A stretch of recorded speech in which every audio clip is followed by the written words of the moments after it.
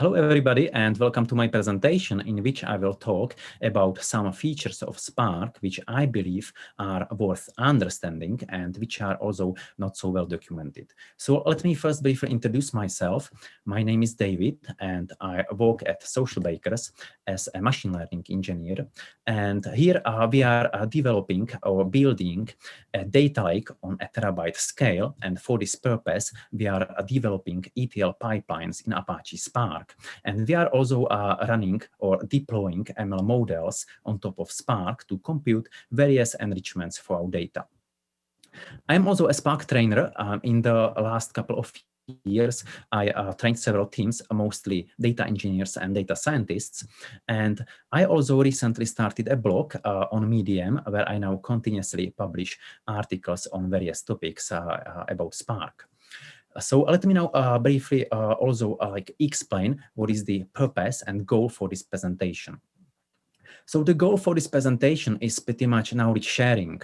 I would like to share with you some details from what we have learned about Spark from experience and also by studying its source code when using it for the past couple of years pretty much on a daily basis. And it is kind of a free continuation of my previous talk that I presented last year on the Spark Summit in Amsterdam, where I talked about physical plans in Spark SQL. And I literally want to go beyond the official documentation because I feel that some features of Spark, especially when it comes to internal behavior, are not so well documented and they are not so obvious. And people frequently ask questions about it, which I can see not only from the trainings that I teach, but also from, for example, from the questions that people ask on Stack Overflow. So today I would like to cover two topics. The first topic are statistics in Spark, and the second topic is saving data in a sorted state to a file format. So let me go ahead and start talking about the first topic, which are statistics. And here I would like to explain how you can actually see them and how they are computed under the hood, and how is Spark using them during query execution, and also what is good to be careful about. So let's talk about statistics. If you want to see statistics in Spark for your table, you first need to compute these statistics by running analyze table, table name, compute statistics.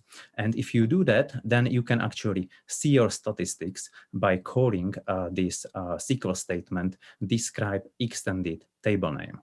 And then you will see this little table in which it is saying some information about your statistics. Here, as you can see, there are two metrics available, size in bytes and the row count. So these are so-called table level statistics, and then there are also column level statistics, which you can see if you call describe extended table name and column name.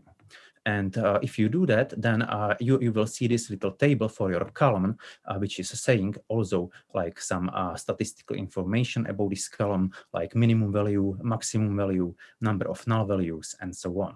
And here, as you can see, in my case, all these values are null. And this is because I haven't computed my statistics in advance. So therefore, they are not computed, they are not computed, and they are null.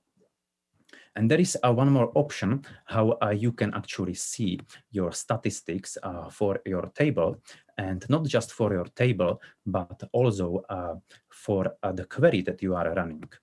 So this is a new feature in Spark 3.0 in which you can call explain on a data frame and provide this new argument called mode. So if you specify the mode to be cost, then you will see a query plan. Namely, you will see the physical plan, and apart from physical plan, also optimized logical plan, which is going to contain the information about statistics. And you will see that for each node in your query plan, and you will see how this statistics gets propagated through the plan. So let me now explain more how this statistics propagation actually works. So here we can see a simple example of a query plan. It starts with relation, which is a ref node, and then there are a couple of other operators. And each leaf node is always responsible for computing the statistics somehow. And later on, I will show you how this actually is done under the hood. And then after these statistics are computed, they are propagated through the plan from one operator to another. And there are basically two ways how these statistics can be propagated. So let me show them. The first way is rather a simple way, and simple and basic, in which Spark will propagate only one statistical information, which is size in bytes. And this statistical information, this size in the bytes, is propagated in a very basic way because some operators don't adjust the value at all. For example, filter doesn't adjust the value.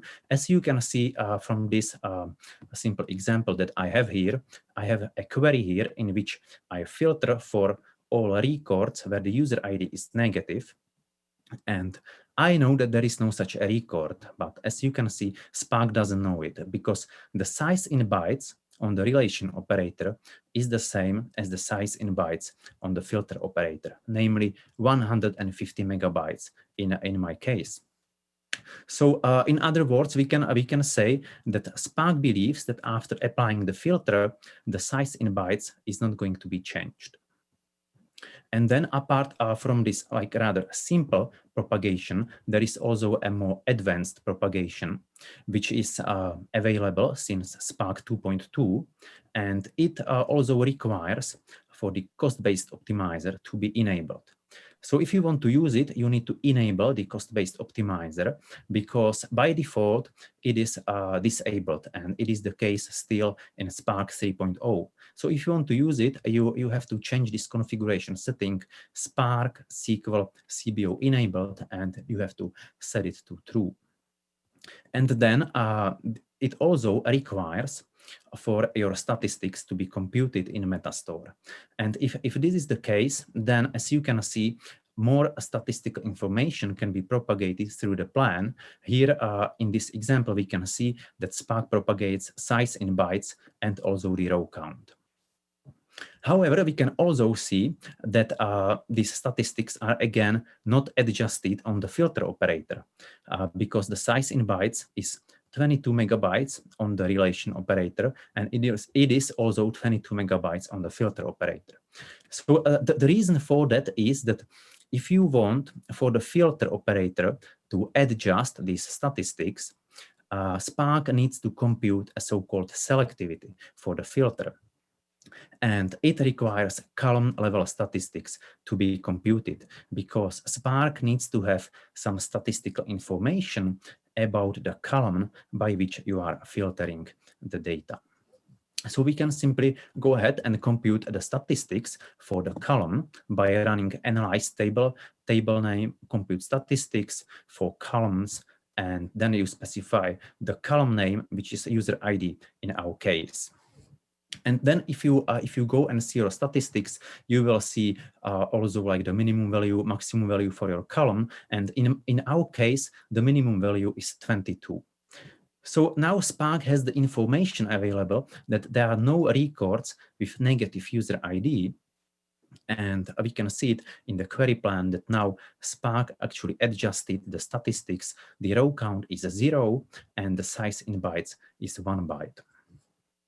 So now we have seen like these two possible ways how Spark can propagate these statistics through the query plan. The first one is the basic way in which Spark propagates only size in bytes in a rather a simple way. And the second more advanced way is that Spark can actually propagate more information and in a better way. And let me now show you how Spark can actually compute the statistics in the first place before they get propagated through the plan in the relation operator. And there are pretty much three ways how this can be done. The first way is that Spark will take these statistics from the Metastore. The second option is that Spark will use a so-called in-memory file index, and under the hood, it will use the Hadoop API to gather size in bytes for each file from which the data source is composed. And then it will sum up this size in bytes to create the complete size in bytes for the data source. And in this case, Spark will actually compute only this size in bytes metric. And finally, there is this last option in which Spark will use a default value for the size in bytes. And the default value is given by this configuration setting, default size, Spark SQL default size in bytes. And the value of this configuration setting is 8 exabytes. So this means this is like the worst situation, because here Spark is going to overestimate the size for your table as much as possible. And so which one of these three options takes place can be described by this diagram. So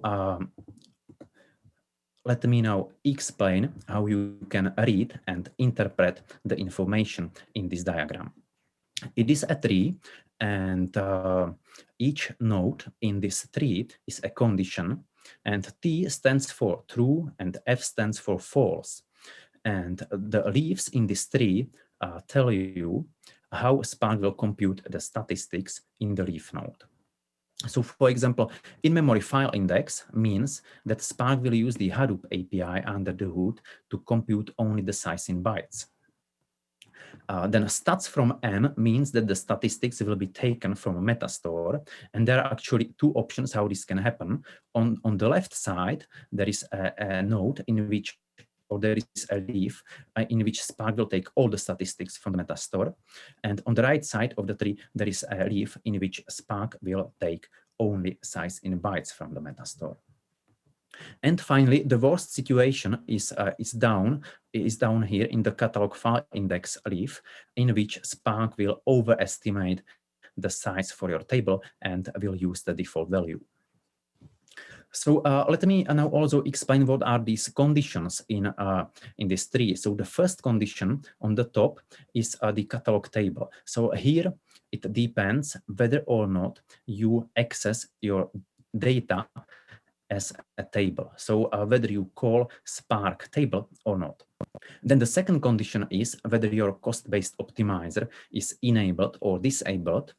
And then the next condition is whether you have computed analyzed table in advance or not. And finally, the last condition is whether your table is partitioned or not. So now the best situation is on the left side. So let me now show you how you can get there. So first, you need to access your data by calling Spark table. Then you need to have your cost-based optimizer enabled. And finally, you also need to have your statistics computed in Metastore in advance by running analyze table. And in that case, all your statistics will be taken from the Metastore. On the other hand, let me now explain how you can get to the worst situation, which is down here on the left side. And it is kind of interesting because there are two paths that lead to this situation. And it actually doesn't matter whether your cost-based optimizer is enabled or disabled. So no matter whether it is on or off, what matters is whether you have computed your statistics in advance by running analyze table. So if you haven't computed your statistics, then you will end up in this last condition, which is table partitioned. And now it depends whether or not your table is partitioned. And if the table is partitioned, then you will end up in the worst situation. So if I say it again, if you didn't compute analyze table in advance and your table is partitioned, in that case, Spark will overestimate the size in bytes for your table by using the default value 8 exabytes. On the other hand, if your table is not partitioned, then the situation is actually not as bad because Spark can still compute the size in bytes using the in-memory file index. So I believe that it is not intuitive and obvious at all that the table partitioning actually has impact on how Spark computes the statistics in the leaf node. And let me now show this on a particular example. So here on this slide, I have two query plans, and both of them correspond to a situation in which we haven't computed the analyzed table in advance. So the statistics are not computed in Metastore. And now the first query plan corresponds to a situation in which we read data from a table that is partitioned. And as you can see, the size in bytes is 8 exabytes. So this is the situation in which Spark overestimates the size for your table. On the other hand, the second query plan corresponds to a situation in which we actually read the same data, but now we read it from a table that is not partitioned. And now, as you can see, Spark is able to compute the size in bytes to be 150 megabytes. So the point here is that especially if your table is partitioned, then it actually makes sense to compute analyzed table to avoid these situations in which Spark would overestimate the size in bytes for your table. And now we have seen how Spark actually computes the statistics in the leaf node and possibly how they are propagated through the plan. And let me now also explain how Spark is using these statistics under the hood during query execution and how Spark makes decisions based on that. So there is this joint selection strategy in which there is this logic implemented. Here in this strategy, Spark has to decide which joining algorithm will be used for joining your data frames. And there is this logic implemented that if one of your tables is smaller than this configuration setting, Spark SQL auto broadcast join threshold, which default value is 10 megabytes. So if one of your tables is smaller than this value, then Spark will broadcast this table. So Spark will use broadcast hash join instead of sort merge join because the broadcast hash join is much more efficient than the sort merge join if the broadcasted table is very, very small.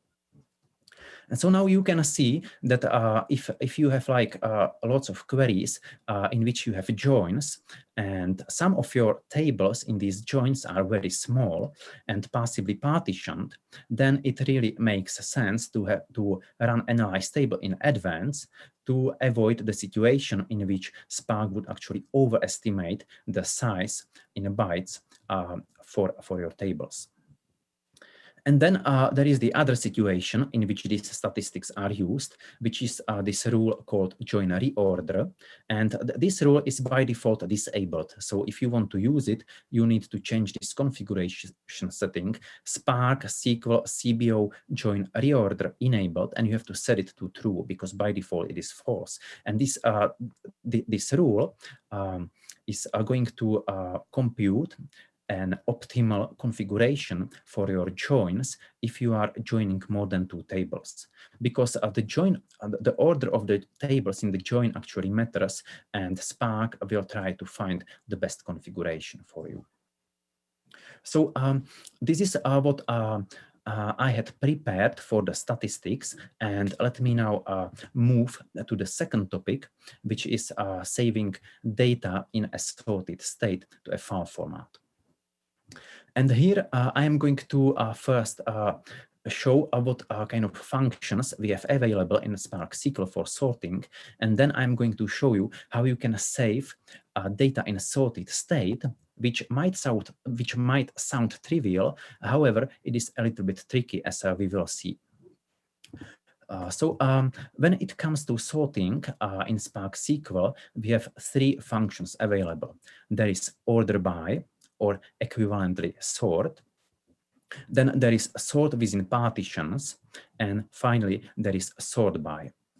And this sort by function, this can be used together with a bucket by when you are doing bucketing.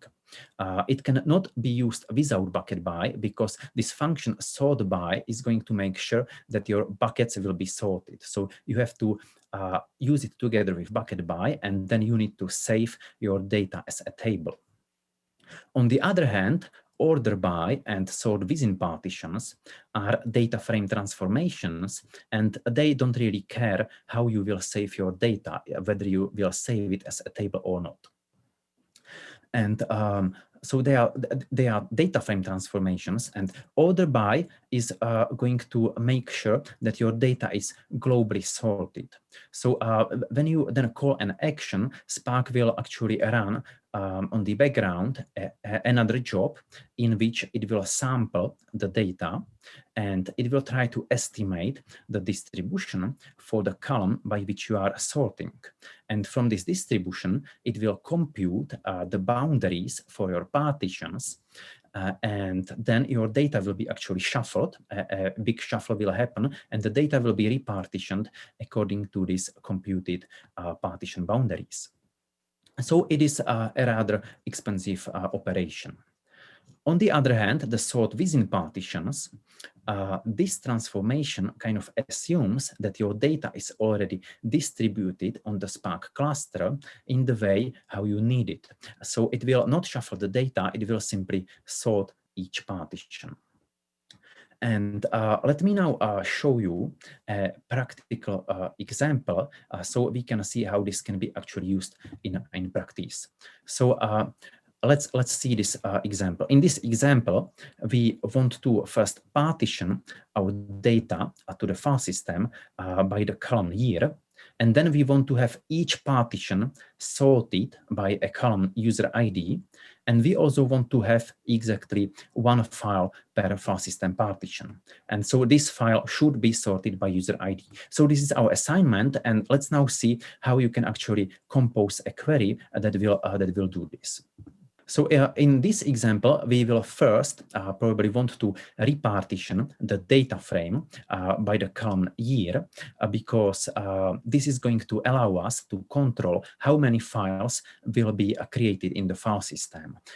We are kind of trying to achieve the same distribution for the data on the Spark cluster as is required for the file system. And if we do it like this, if we repartition by year, then we will end up exactly with one file per file system partition.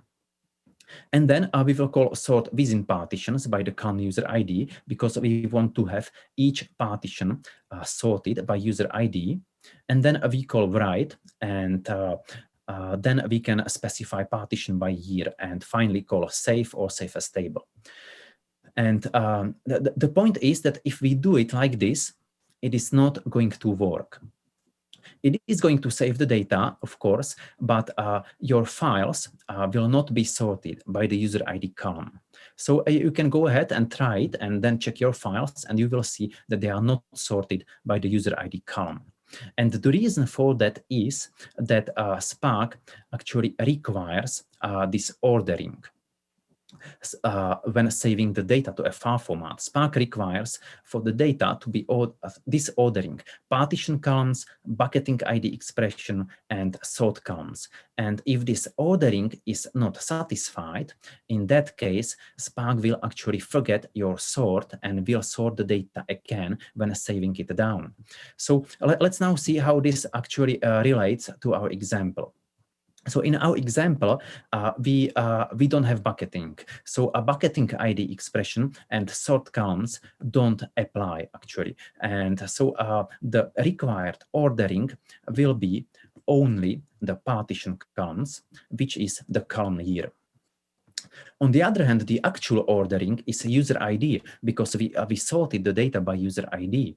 We sorted each partition by user ID. So as you can see, the required ordering is not satisfied, because Spark requires for the data to be sorted by year, but it is sorted by user ID. And this is exactly the reason why Spark will forget your sort and will sort it again by the column year when saving the data down.